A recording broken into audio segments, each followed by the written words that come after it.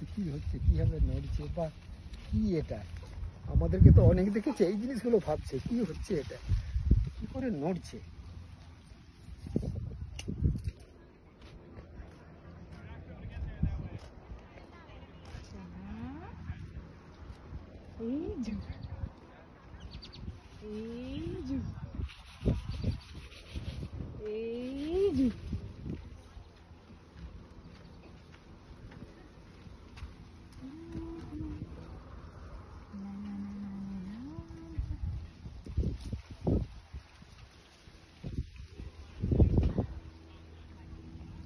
খেয়ে না,